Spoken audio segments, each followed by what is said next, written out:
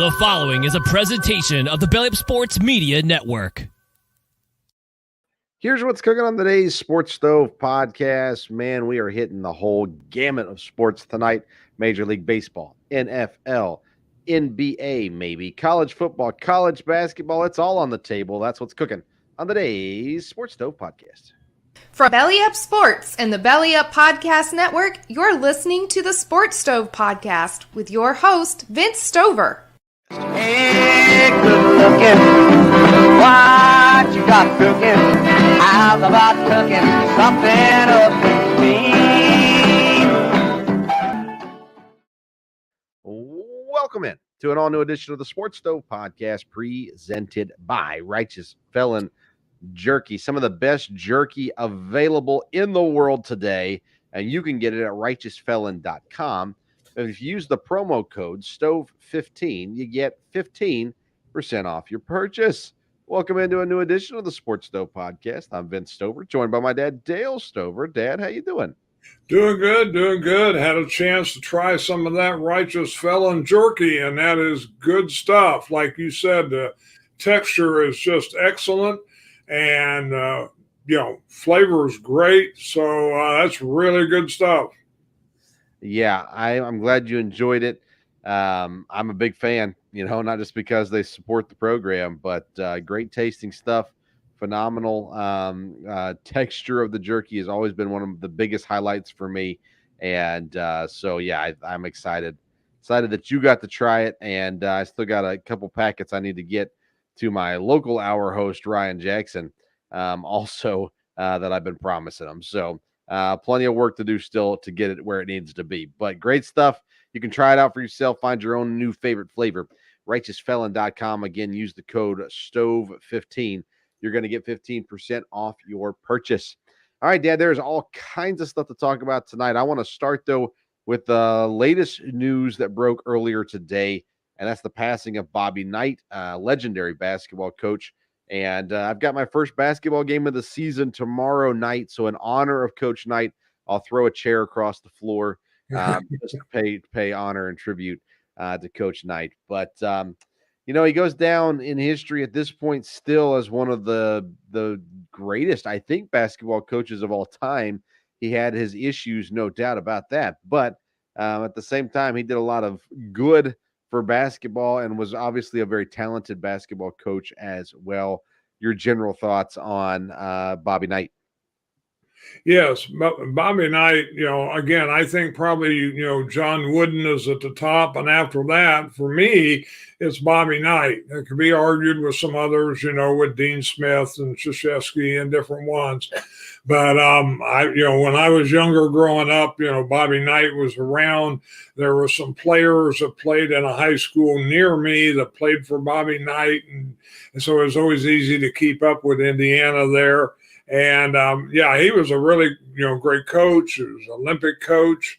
And like I said, there were some things that, definitely some rough edges, needless to say. But I think, he really did know basketball. And, his style was very successful. And most of the players that played for him really loved him, I think. Yeah, it seems that way for sure. And just on the eve, pretty much a college basketball getting ready to start up Monday is really the launch of men's college basketball. And we've already seen some fun exhibition games, some bad losses, those kinds of things. Louisville losing to Kentucky Wesleyan. Illinois beat Kansas, which was big, of course. Iona losing a game. But the reality is the season starts on Monday, and I think we're ready.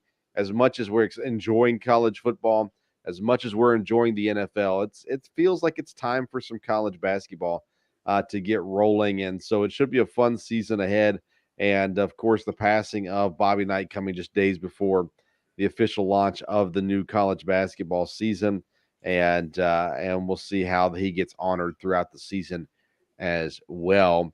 Let's move on to Major League Baseball, Dad. World Series ongoing. They're just threw out the first pitch in game number 5 as we're doing this program. And Texas with a chance to take out the Diamondbacks tonight. They're up 3-1. this is kind of, I don't know. Texas has been that team who has been so good all year long, and at the end of the day, I was concerned about their pitching, but Dad, they put up so many runs throughout the year, and they've done the same thing here in the World Series as well. Do you think the Rangers close it out here tonight? Of course, most people that listen to this will already know the final outcome of the game, so we won't spend much time on it. But how do you think the game goes tonight? I would think maybe the Diamondbacks will win this last one at home, and then they'll go back to Texas. But it looks like Texas has the series um, pretty well under control at this point. But again, I think it'd probably be good for everything involved. Diamondbacks win tonight and get at least one win there at home, and then go back to Texas. So, but they very easily could close it out tonight. I know all they care about is winning, but it would be fun for Rangers fans to be able to be in full force. So it'd just be more fun if they won at home. And it'd be more fun for everybody if Arizona wins this game, makes it 3-2, just makes it a little bit more exciting as well. But of course, the game going on right now, and the offense, the bats have been really, really good for the Rangers. They won 11-7 last night. And that game, they were up, 11-1, I believe, at one point. And the Diamondbacks were able to kind of make it scary there towards the end. But Rangers won 3-1. The Diamondbacks won their game 9-1 in game 2 of the series. And then game 1, it was the Rangers 6-5 in 11 innings. So it's been a relatively entertaining series, even though it's a 3-1 lead for Texas. And like I said, though, most people that listen to this program will be listening after the game is done, and so we won't spend any more time on that. The NBA had a big trade this week. James Harden going to the Clippers, and the NBA, of course, off and running as well. Your Celtics, Dad, playing right now against the Pacers here tonight. They look good to start off the season. Have you paid any attention to the NBA season so far? Yeah, I just kept up a little bit with it, and the Celtics are doing well. So, again, NBA is a long season, kind of like baseball is. And, we'll see. Like I said, for me, college basketball is a lot better than the NBA as far as I enjoy that more. But, the top players in the world are in the NBA. So there's some great guys to watch there. Yes, indeed. College football, Dad, the college football playoff rankings came out for the first time this year. They pretty much make sense. Ohio State is 1, Georgia 2, Michigan 3, Florida State 4, Washington is 5. Those are the 5 good undefeated teams that are out there. We know that either Ohio State or Michigan will lose because they play each other. I still think Florida State will lose before the year is done as well. And I'm not totally confident Washington will go undefeated. But nonetheless, right now, it makes sense where these rankings are. I wasn't surprised by these, even with Ohio State being 1 over Georgia. Who cares at this point? But the surprise came for me was Air Force. Now, they're 25th in these rankings. They have played nobody. They are undefeated. And I don't know. I just kind of look and think, well, maybe shouldn't they be at least in the top 20? Like 25 is a tough spot to be for an undefeated team at this point in the season. Were you surprised by anything in the rankings? No, but I looked at the top part of the rankings, haven't looked at all of it really. I agree with the thing about I always think of a team's undefeated. You've heard me say you can only play you can only beat who you play. And as long as they're undefeated, I don't think they should be in the top 5 or maybe the top 10, but, they should get a little more credit there if you stay undefeated. The interesting thing here, I think, is like you said, if Florida State, Washington does not go undefeated, then you're going to have probably 2 teams that are undefeated and then a whole bunch of good one-loss teams. And it's going to be very interesting. Now, there's some games left, so some of these one-loss teams will, get another loss before it's over. Yeah. But the easiest, the cleanest thing will be is if 4 teams stay undefeated. But like you said, I don't know that will happen for sure. Yeah, I don't think it will. Right now, Oregon, Texas, Alabama, Oklahoma, Ole Miss, Penn State, Missouri, and Louisville round out the top 13, and they're the one-loss teams in the rankings there. Penn State could definitely jump up with a big win as they still have to face Michigan. I don't think Oklahoma is going to find their way back up. I really don't think Alabama is good enough even to get in the top 4 again, but we will see how it all shakes down at the end. Any games this week that you're looking forward to in college football? Yeah, well, one is, I just don't know how good Missouri is, but they have played well. And of course, they're at Georgia. So this would be a big win if they do win that, but I don't know that that'll be the case. OU and OSU, this will be the last Bedlam game, maybe ever, at least for a while. And of course, we've got friends really on both sides there. Yeah. So that'll be a good game. A lot of emotion in that game, and both teams are going to want to be able to say, hey, we won the last Bedlam game. So we'll see. Washington, I believe they're playing USC. So this will be a test for them. USC has stumbled a little bit. But we'll see if Washington can keep going. And, there are a few other good games, but those are probably the main ones. Yeah, LSU, Alabama. LSU's been better than I expected them to be this year, even in their losses. So they could definitely, but it's at Alabama, but there's a potential there for a big LSU win as well. Michigan comes in number 3 in the rankings, Dad. We know that it doesn't matter really at this point because they get Penn State and Ohio State still left. And if they win both of those, we know they'll be in the top 4, maybe even number 1. But then I look at their schedule. We were talking about Air Force earlier. Michigan's played East Carolina, UNLV, Bowling Green, Rutgers, Nebraska, Minnesota, Indiana, Michigan State so far this season. None of those teams are ranked. None of those teams are good. They got Purdue this week, who's 2-6 on the year. So they close out their year with 7-1 Penn State, 5-3 Maryland, 8-0 Ohio State. I don't know if Michigan is ready for that run to go through the rest of the season. Now, I think they could beat Penn State, but it's at Penn State. That's a really interesting game, and that's in 2 weeks. I don't know. Michigan, I'm not sold on them to this point this year, and I think that them being 3 is kind of a sign that I'm not the only one not sold on them either. Let's see here. Anything else college football related? No, like I said, it'll continue to shake up a little bit here as we go on next couple of weeks. But no, like I said, there's been some really good football games, and there should be some good college football this week also. All right, good. Let's transition to the NFL now. There is plenty of news to talk about here. We had our first firing of the year. Las Vegas fires coach and GM, which will shake things up. And to go with that, the Raiders announced that they are going to start the rookie quarterback, Aiden O'Connell, for this week and moving forward this season as well. The Titans will have Will Levis behind center again this week. He looked good in his first appearance, 4 touchdown passes. The Falcons are benching Ritter for Taylor Heineke, which is intriguing as well. The Bears acquired Montez Sweat from Washington. Chase Young goes from Washington to San Francisco. The Titans say they're not going to trade Derrick Henry. There's a lot of things happening in the NFL this week. So let's start with the news out of Las Vegas. You definitely were anti-McDaniels, and the season has been just an absolute mess in Vegas. Even though the record isn't horrible, it's bad, but it's not horrible. It was time for change in Las Vegas. So out goes Josh McDaniels. Can they salvage anything this season? It just seems like it's really, really bad there.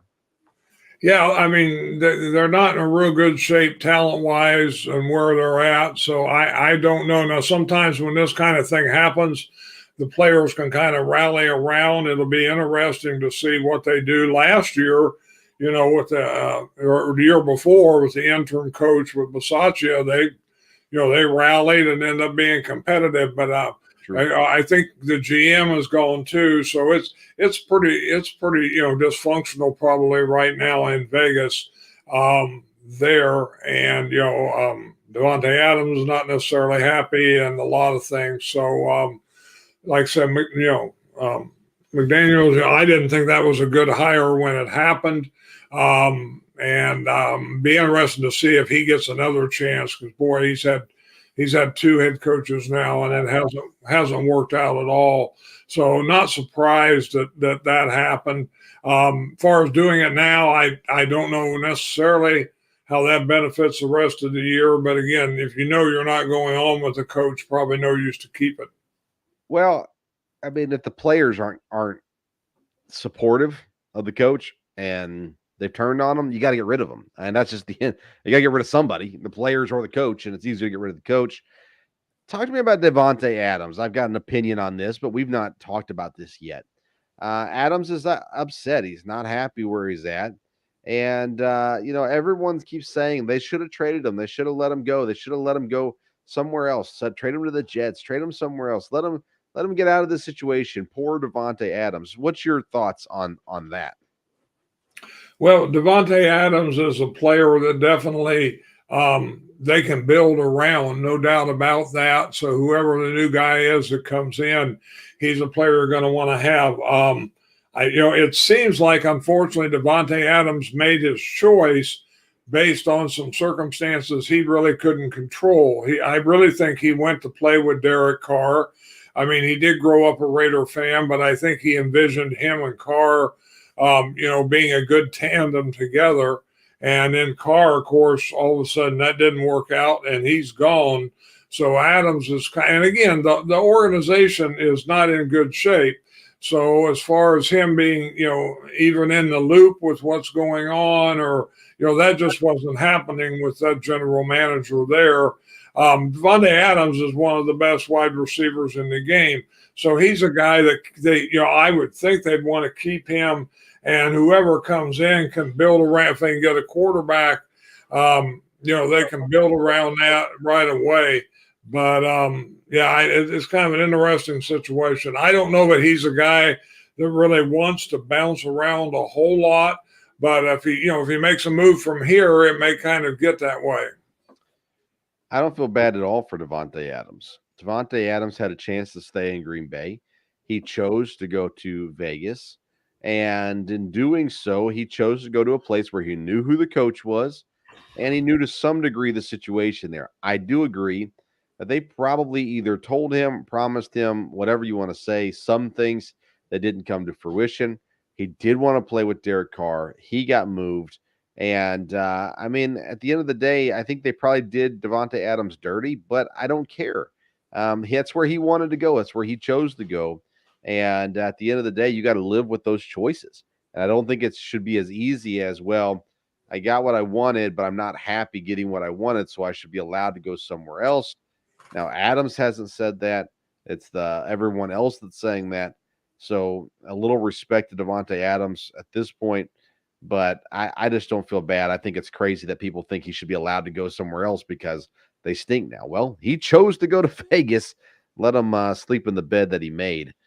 The Titans, they're not good either, but Will Levis looked really solid last week. He comes in this week and will start again. Any thoughts on the debut of Will Levis in Tennessee?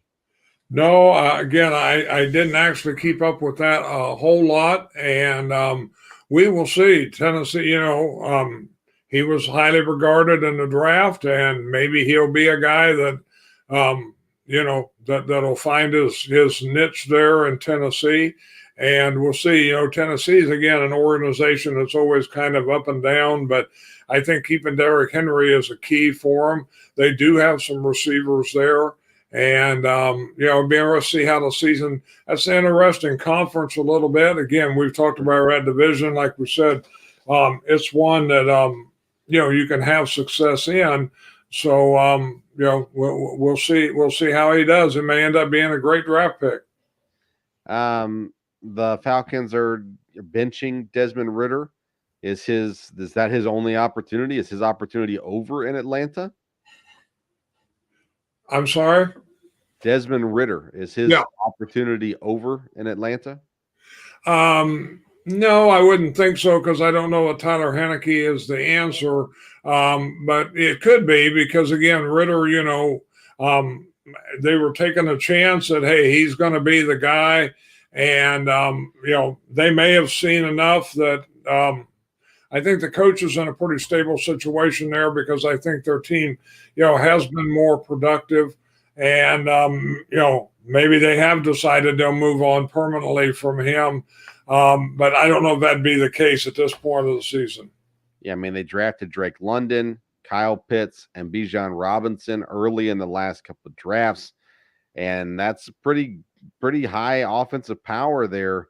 Yeah. Not a whole lot being done with it by Desmond Ridder on the year. 55% completion, which isn't bad. 1,700 yards, 6 touchdowns, 6 interceptions. He's been sacked 25 times, by the way. I'm not sure how much of that's on him and how much of that's on the offensive line. But I think his time in Atlanta is over, at least as a legit opportunity to start. And I think they'll be looking to draft a quarterback coming in next year. Vikings get a horrible injury situation. Kirk Cousins down and out for the year. They trade for Joshua Dobbs. They're starting a rookie this week. The Vikings already were having a rough year, but Dad, as much as we can talk and joke about Kirk Cousins, the reality is he was a very consistent quarterback for Minnesota, and that really, really hurts this Minnesota team. Yes, now he has been very consistent, no doubt about that. And, he's going to be hard to replace. They didn't have anybody in-house definitely to replace him. I don't know that Dobbs will be, anywhere near Kirk Cousins. And like you said, the Vikings, have had some injuries with Jefferson and really just haven't functioned real well this year. So I would assume it'd be a rough rest of the year for the Vikings, but we'll see. I agree. All right, let's get into our picks for the week, Dad. We pick 6 games every week, and we start with the primetime games, pick the 3 primetime games, then we move on to 3 random games. Both of us had rough weeks last week, so let's see if we can pick it up this week. Thursday night at Pittsburgh, the Steelers host Tennessee. The Steelers, 2.5-point favorites in this game. How do you think this one rolls? Well, the picks this week all were pretty tough, I think, but I'll go with Pittsburgh. They're at home. They've been kind of up and down, no doubt about it. But 2.5 points and being at home, I'll pick Pittsburgh. But again, you don't know what Tennessee.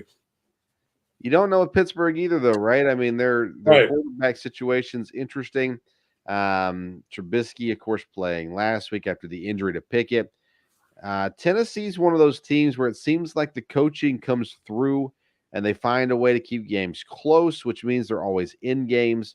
This one at Pittsburgh is hard, but Dad, I'm going to go Tennessee in this one. I think Tennessee has a little bit of life kicked into them last week. DeAndre Hopkins, 3 touchdowns. Will Levis, 4 touchdowns. I think things are going to start to look up a little bit for Tennessee, and Pittsburgh just in that weird spot. We keep expecting them to be really good. They're 4-3, which isn't, again, not bad. But I don't know. I'm gonna go Tennessee in this one at plus 2.5 in this game. Sunday night is a great game. Cincinnati hosting Buffalo. Cincinnati a 2.5-point favorite here. Buffalo has been wildly inconsistent this year. They're 5-3 on the year. They've only put up 222 points. They've only allowed 136 points, which is actually one of the best point differentials in the league. I'm looking right now. It's the best point differential in the league. But yet they haven't really looked great except for maybe one game. So Cincinnati, 2.5-point favorites against Buffalo. How do you feel on this one? Yeah, I'm going to go with Cincinnati because they're at home. I think their arrow's pointing up. I think they've got things going in the right direction. And being a game at home, again, Buffalo's one of those teams, like you said, in some ways they've kind of underachieved, but they've got so much talent they can really have a big game. But I think Cincinnati being at home is a big game, obviously, for them. And, of course, being prime time, Joe Burrow seems to really have things going. And so I'm going to take Cincinnati. The AFC North has 3 teams sitting at 4-3, Pittsburgh, Cleveland, and Cincy, with Baltimore at 6-2. I take Cincinnati as well in this game. I don't feel great about it, but Cincinnati has been playing a lot better football as of recently. They have yet to win an AFC game this season. They're 0-3 against AFC opponents. So this will be their first AFC win of the year if they're able to do it. Buffalo's 1-2 on the road, though, as well. So that's why I'm kind of going Cincinnati here at home, 2.5-point favorites. Monday night football, excuse me. The Chargers are the road favorite against the New York Jets, 2.5 points. I'll tell you right now, Dad, I've told you, I've warned you, I've tried to tell you, you just can't pick the Chargers. They'll never come through for you. I'm going Jets as 2.5-point underdogs at home this week against the Chargers. Have you come to your senses and go against the Chargers, or are you still holding out hope that they're going to do something positive? Well, I listened to you last week and said don't ever pick the Chargers, and I didn't, and that turned out to be a total disaster. So, and again, I'm just not convinced the Jets are very good. So I'm going to go with the Chargers on this one with Herbert, and even though it is on the road, again, it's a toss-up. I have no idea who will win this, but I'm going to pick the Chargers because I'm just not sold on the Jets. They have won, but they've won some really close games, and so we'll see. But I'll since I learned from not listening last week, we'll take the Chargers this week. Yeah, that makes me feel better about my Jets pick for sure. All right, let's get into the rest of the games for the week. Game number 4 that you picked this week. I will take the Eagles at home over Dallas. Dallas is playing well, but again, this is, of course, a division game. It's at home for Philadelphia. It's 3.5 points. And again, Dallas, just be a big game for them to win. But I think Philadelphia is, this can establish them a little bit. They have struggled a little bit, won some close games. But being at home, I'll go with Philadelphia over Dallas. Yeah, I didn't pick this game. Originally, I actually did. Originally, I picked Philadelphia. I ended up going off of that. Division games just scare me a lot, and I try to avoid them if I can, or if I do, I'm usually going the underdogs. I feel like Philadelphia wins this game, and maybe even handily, but I was too afraid of it, so I ultimately came off of this game. But originally, I had picked Philadelphia also. My fourth game is, let's see, I'm going to go Tampa. I've been riding that Baker train all year. I really like what Houston's doing, and I sure hope they put up more points for my fantasy team this week than they did last week. But Tampa's an interesting team, and they're 2.5-point underdogs this week.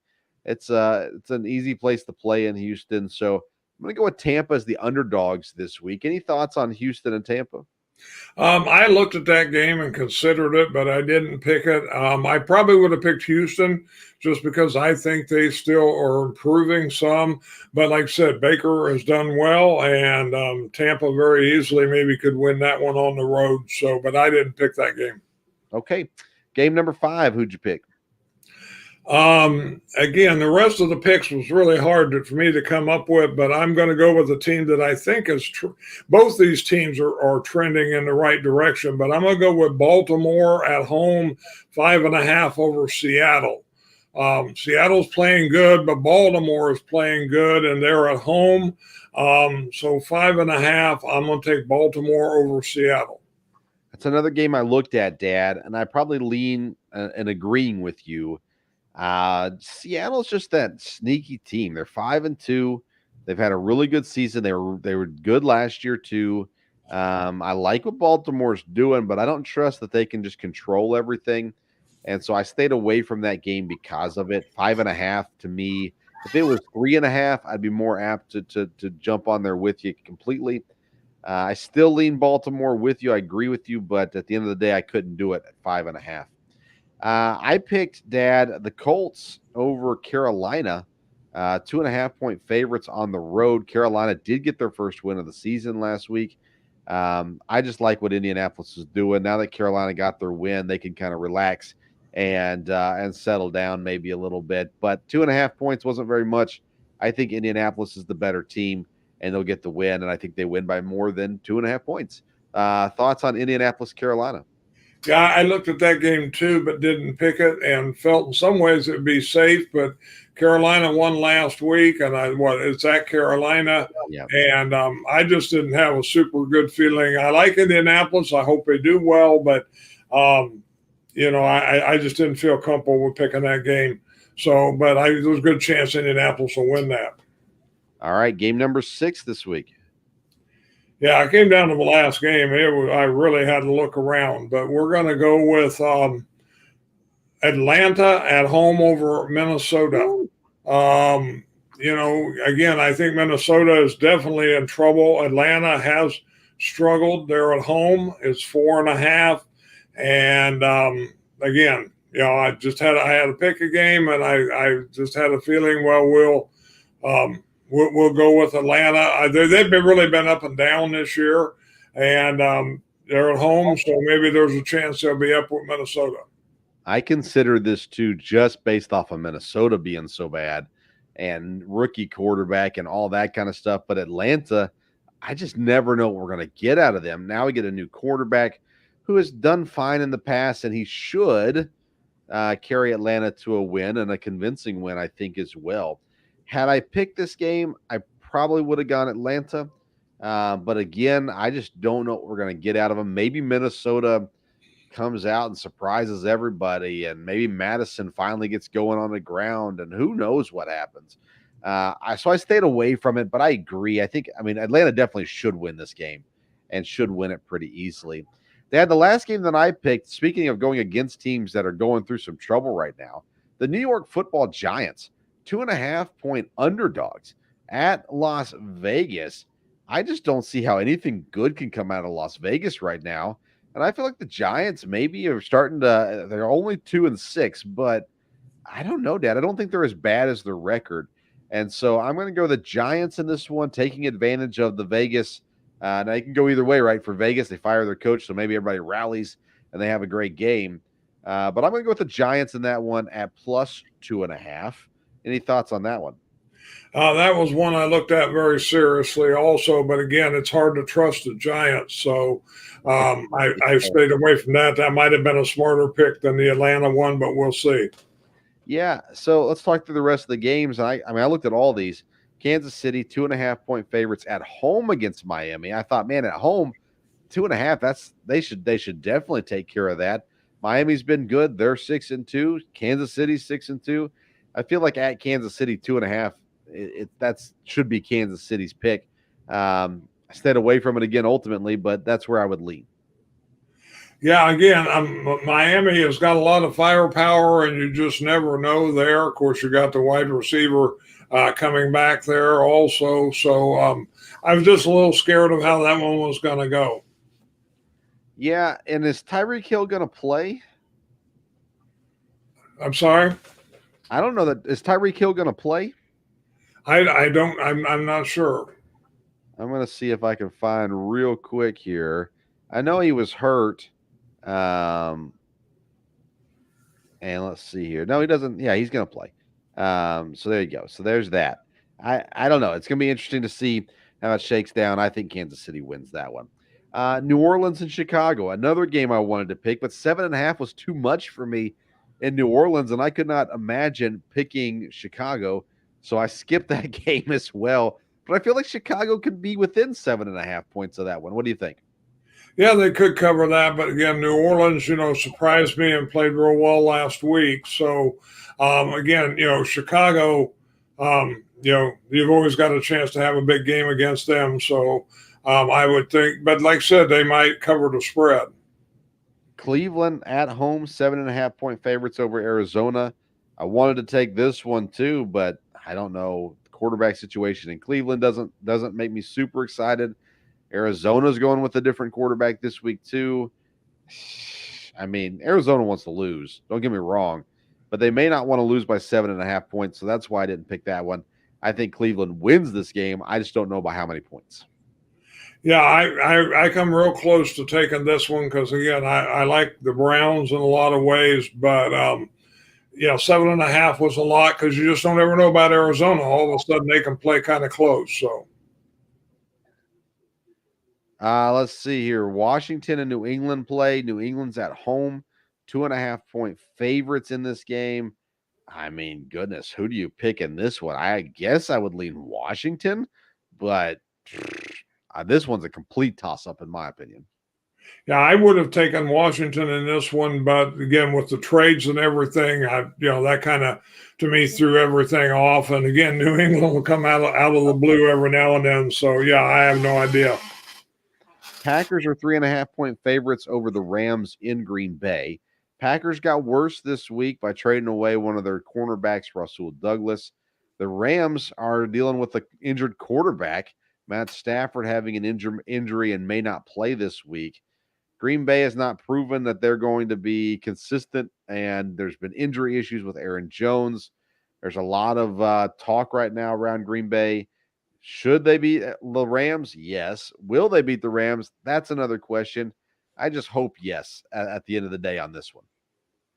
Yeah, they should have beaten several teams. So I'm getting to where I just really don't know. But again, it's at home. Of course, it was a home last week, and we'll see. They have a chance. So and hopefully they do. I think again, a couple wins will kind of turn some things around a little bit for them, give guys some confidence. And the Rams really have struggled, and they're not real good. So hopefully Green Bay can pull this out, but I didn't pick that one. Yeah. Standings wise, the Dolphins lead the East by a game over Buffalo and a game and a half over the Jets. I don't think any of us think the Jets are going to win the division. The Bills and Dolphins, though, will continue to fight. Ravens lead the North by a game and a half as well over Pittsburgh, Cleveland, and Cincinnati. That'll be a fun division all the way down to the end. AFC South, Jacksonville has control over the South at 6-2. The Texans and the Titans are at 3-4. The Colts at 3-5 behind them. Kansas City leads the West, pretty controlled there, 6-2. Nobody else in the division with a winning record. In the NFC, it's Philadelphia at 7-1 with the Cowboys right behind them at 5-2. Detroit controls the North at 6-2. Minnesota at 4-4. But again, the Kirk Cousins injury pretty much takes that out, I believe. Then when you get down to the South, the Atlanta Falcons and the New Orleans Saints tied at 4-4 with Tampa right behind them at 3-4. And Seattle leads the West, Dad, with 5-2. But San Francisco just bolstered their defense for the year with Chase Young. They're at 5-3 and on a 3-game losing streak as well. So we'll see how that one all shakes down at the end of the day. All right, Dad, give us 30 seconds on the NHL. What are we missing out on so far this year? Well, the big news in the NHL was kind of bad news this week with a player over in England, getting cut with the skate and passing away with that. And of course, now a lot of the smaller leagues are mandating neck guards.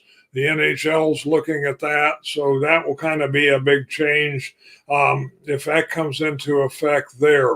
Otherwise, the NHL, again, it's early, so it's hard to tell kind of who the dominant teams are. There was a couple undefeated teams last week, but at least one of them, I think maybe two of them, did get a loss now. From there, Predators have played well. Their record, I think, for 4-5. So, but we will see. And they're on their CMA road trip that they have to take every year when the CMAs come to the arena there. So, we will see. But yeah, the big news was coming out of England and how the reaction comes to that. Yes, indeed. Definitely. Crazy story for sure. Sad, no doubt.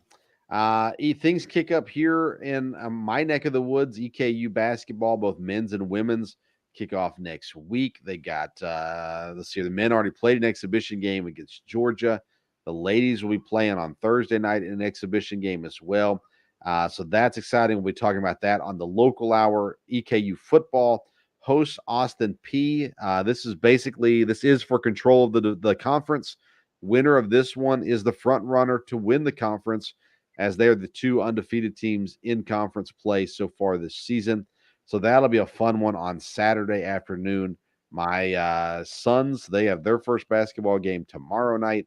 So there's a lot of things going on in the world of sports, and there's no better way to enjoy sports than snacking on some Righteous Felon jerky. Go to righteousfelon.com. Use code STOVE15 to get 15% off your purchase. Dad, anything else tonight? No, again, a lot going on, and we'll have a lot to talk about next week. And like I said, the NFL just continues to be crazy every week, and I'm sure it'll continue there. And we'll probably have a World Series champion by our show next week. And like I said, a lot going on. So, yes, indeed. All right, follow us on Twitter and Instagram at Sports Stove, and do us a favor and share the program if you're tuning in as well. Thanks for watching tonight's edition of the Sports Stove Podcast. Until next time, we'll see you around the Sports Stove.